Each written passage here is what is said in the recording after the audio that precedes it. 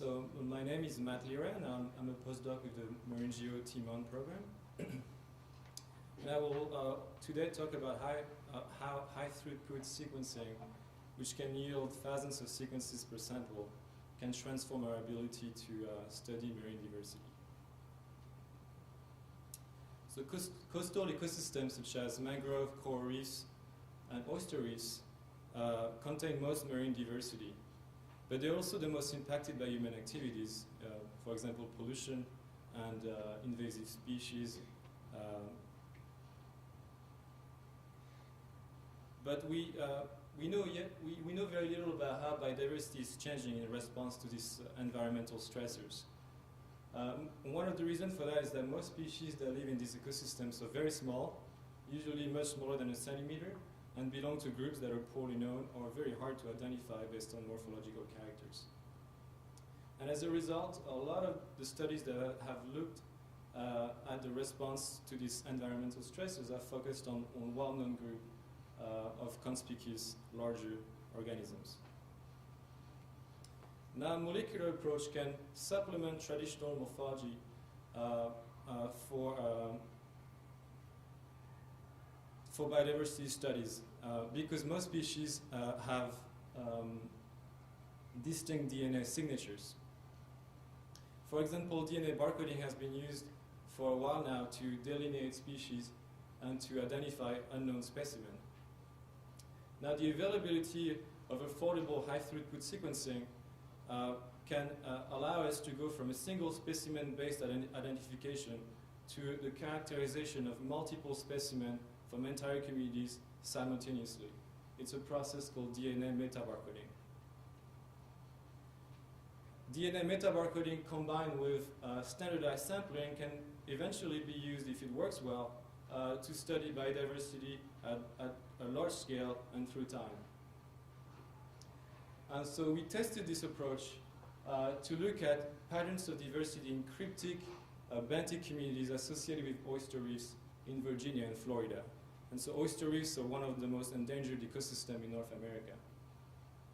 And to do so, we use arms, a nested set of arms, of 3 sets of 3 arms per location to collect standard size of sample. Arms are stacks of PVC plates that are basically designed to mimic complex habitat, and they were deployed at both locations for 6 months, during which they were colonized by very small invertebrates, both motile and sessile animals. We collected, for each arms, we collected 4 different fractions of animals, 3 fractions of motile animals, so things that were crawling in between the different plates, and 1 fraction of sessile animals that were basically attached to the plates. Anything that was larger than 2 millimeters was analyzed using a traditional DNA barcoding approach, so each individual was tissue sampled individually, whereas the small motile fraction and the sessile fraction were homogenized, each of them separately, and analyzed using a DNA metabarcoding approach. And in both cases, we're targeting the protein coding gene, mitochondrial CO1 gene. We used a bioinformatics pipeline that is now set up on the computer clusters here at the Smithsonian for basically anybody to use. That will basically take a large sequence data set that we got from the Ion Torrent platform and give us or help us estimate how many taxa and what is the taxonomic composition in each sample. I won't go into details, but you can ask me questions later. As expected, we found more diversity in subtropical Florida than in temperate Virginia, with more than 2/3 of the diversity was in the macroscopic fraction of tiny animals, smaller than 500 micron. There were 22 animal phyla in this data set, and arthropods were the most diverse at both locations. Despite large databases of CO1 sequences available online, only 12% of our taxonomic units matched reference barcodes. and 36% of our taxonomic unit couldn't be identified to a higher taxonomic at all.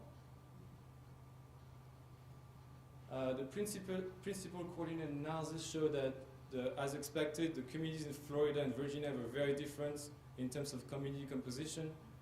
And we also found that each of our fractions were very distinct from each other in terms of both presence, absence, and relative abundance. We also found, thanks to this nested design, that samples within a set of 3 arms that are about 2 meters from each other were more similar in terms of composition than arms that were 100 meters from each other, which is an evidence for a fine-scale geographic structuring in these cryptic communities. Finally, we also tested the reliability of the approach using independent measurements. And we found that between 65 and 92% of the taxonomic unit in the sample could be recovered using a metabarcoding approach.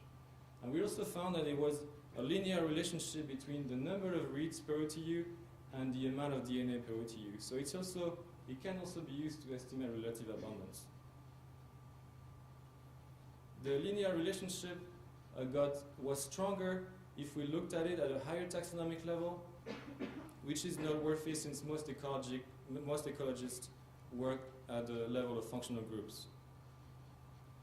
Now what's next? So we want to find the optimal approach to characterize biodiversity using molecular tools across the TMO network. And so we want to jump from a single gene PCR approach to a multi-gene approach to see if we can increase the taxonomic coverage. We also want to try using shotgun metagenomics for a few samples to see if we can avoid PCR biases and also capture metabolic genes that will give us some sense of local adaptation. Thank you very much.